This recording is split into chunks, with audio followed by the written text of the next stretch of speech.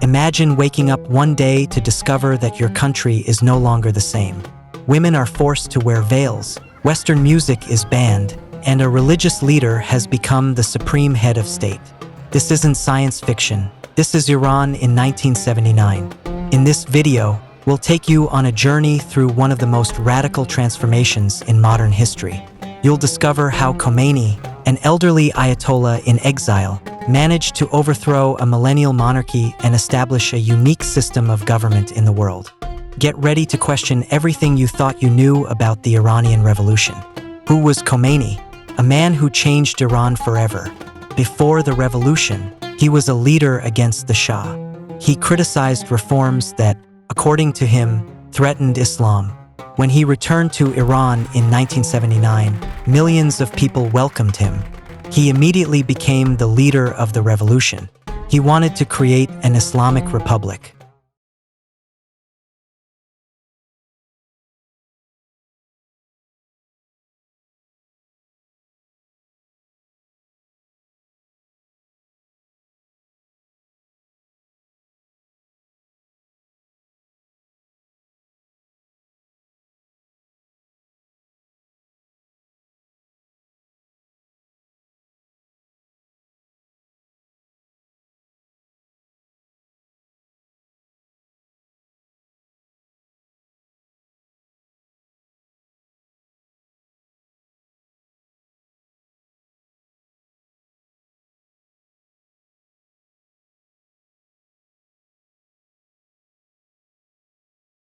In the 1960s, Iran was experiencing a period of great change.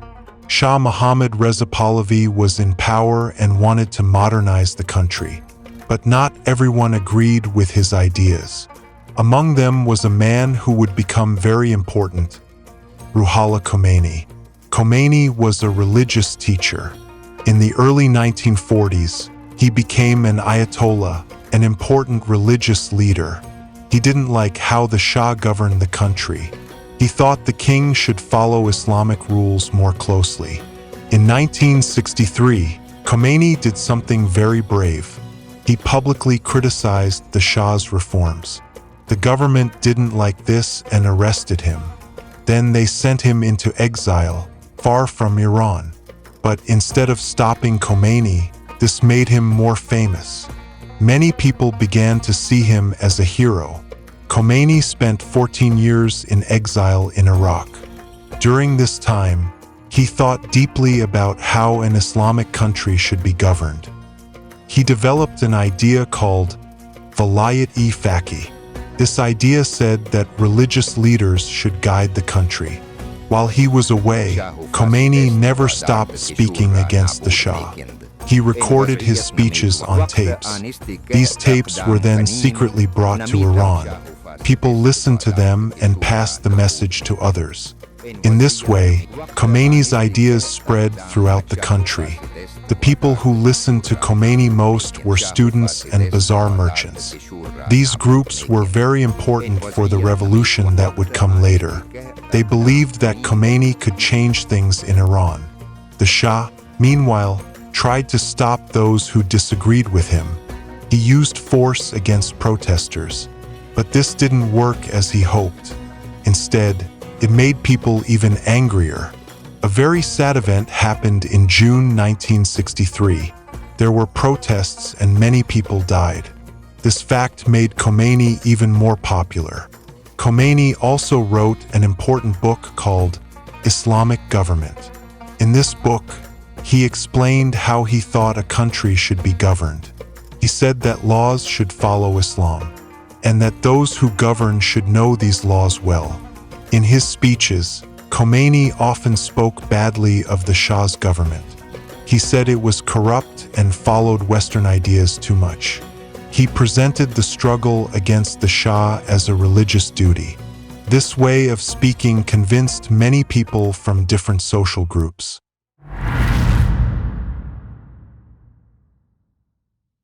Khomeini's words had lit a spark. But how did it transform into a real fire? In 1978, a newspaper article changed everything. The government newspaper, Epilogue, wrote bad things about Khomeini. They called him a spy and a man of bad morals. This angered many religious students in Qom. They took to the streets to protest. It was just the beginning. The protests spread. Students, religious people, and even communists joined together. Everyone wanted to change the Shah's government. It was strange to see these groups together. Usually, they didn't get along, but now they had a common enemy. Women also played an important role. They participated in demonstrations in large numbers. They demanded more rights and freedom.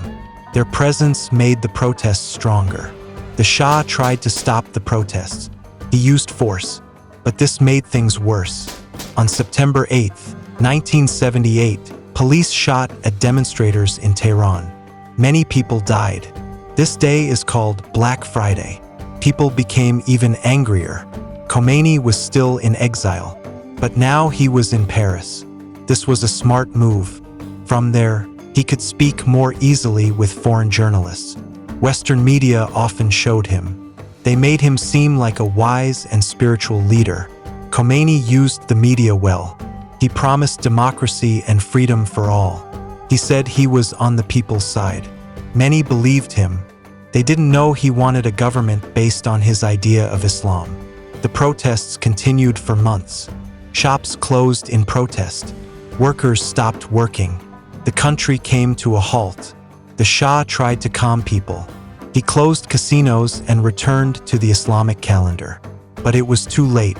At the beginning of 1979, the Shah realized he could no longer stay. On January 16th, he left Iran. People celebrated in the streets. They had won. Or at least that's what they thought.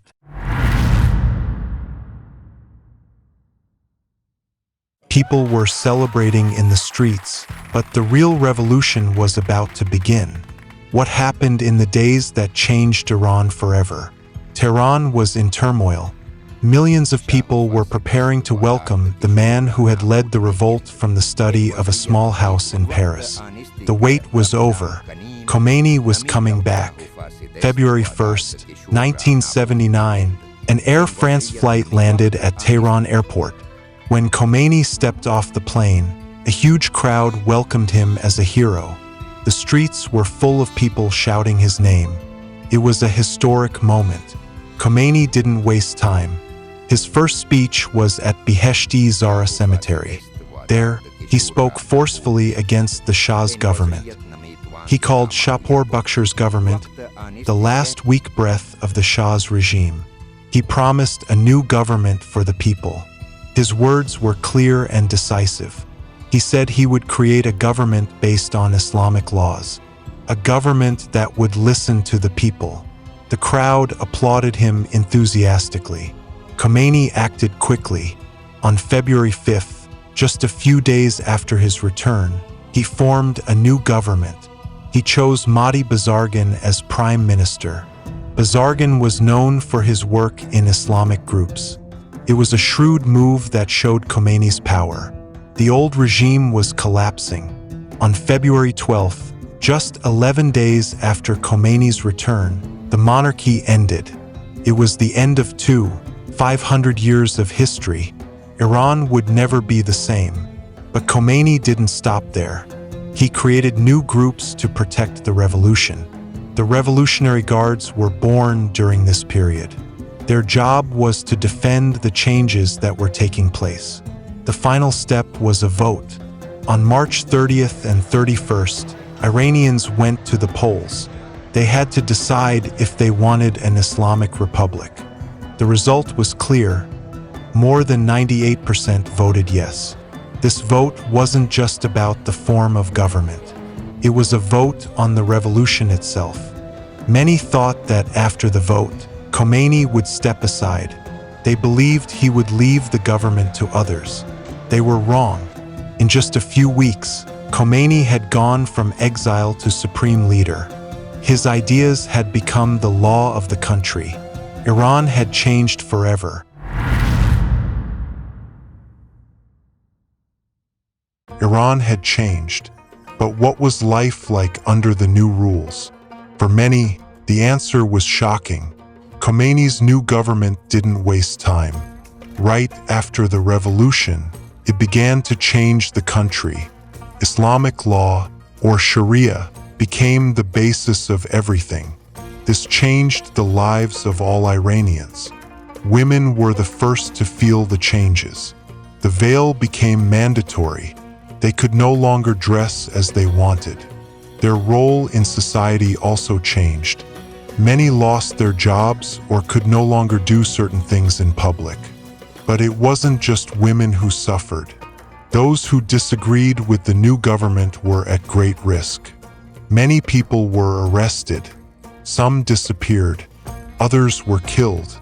The government said this was necessary to protect the revolution. To enforce these new rules, Khomeini created a new group. They were called the Revolutionary Guards. They were everywhere and controlled everything. Many Iranians began to fear them. The economy changed a lot. The government took control of many companies, especially oil companies. This angered many foreign countries that had previously done business with Iran. Schools also changed. Books were rewritten. Teachers had to teach new things. Everything had to follow the ideas of the new Islamic government. Iran's foreign policy changed completely. Before, it was friends with the West. Now Khomeini said the West was the enemy. Israel also became an enemy. Khomeini wanted all Muslims to unite against these countries. Khomeini's government had promised a better life. But for many, it was the opposite. There were more unemployed people. Prices rose. People struggled to buy food. The economy was doing badly. Khomeini said all this was necessary. He said there were enemies everywhere who wanted to stop the revolution. That's why, he said, harsh rules were needed. In a short time, Iran had become a very different country. The streets were full of posters with Khomeini's face. The religious police checked that everyone followed the new rules. Those who didn't risked big trouble.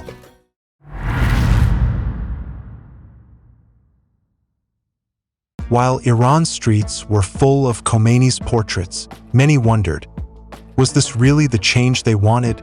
The Ayatollah's figure still divides public opinion today. For some, Khomeini was a hero who had freed Iran from foreign control.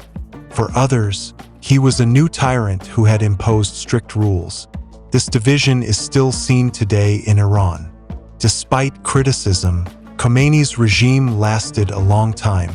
There are various reasons for this. Many Iranians, especially in rural areas, saw Khomeini as a religious and moral leader. His government also gave aid to the poor, thus gaining their support. But not everyone agreed with Khomeini. In Iran, there have been many groups that have criticized his government. Feminists, for example, protested against new laws that limited women's rights. Reformists wanted more freedom and democracy. Khomeini's government also greatly changed the situation in the Middle East. Iran became an important country in the region, but often in conflict with other countries. An event that marked Khomeini's government was the war with Iraq. This war lasted 8 years, from 1980 to 1988, caused many deaths and economic damage. But it also united Iranians against a common enemy. After the revolution, Iran found itself isolated from the rest of the world.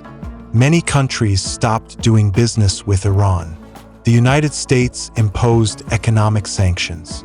This made life more difficult for many Iranians. Another thing that divides opinions about Khomeini is the role of religion in government. Khomeini created a system called Vilayat-e-Faqih. This gives a lot of power to religious leaders. Some think it's right, others say it goes against democracy. Khomeini's model of government has influenced other Islamic groups in other countries. Some have tried to copy the Iranian example. This has changed politics in many parts of the Middle East. Today, many Iranians have different opinions about Khomeini. Some still see him as a great leader who gave Iran its independence. Others think he brought too many problems to the country. The protests that have occurred in Iran in recent years show that many people are not happy with the current government.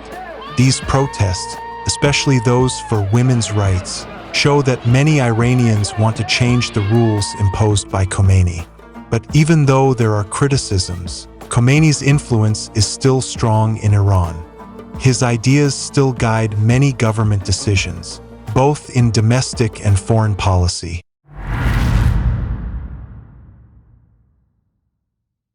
Khomeini's figure is still a source of debate today. Some see him as a liberator, others as an oppressor. This contrasting vision reflects the complexities of modern Iran. The recent protests by young Iranians for reforms and civil rights show that the desire for change is still alive. There is a generational divide on the vision of the country. Understanding this recent history in a nuanced way is important. Khomeini's story invites us to reflect on the relationship between religion, politics, and society. It's a theme still relevant in Iran and in the world.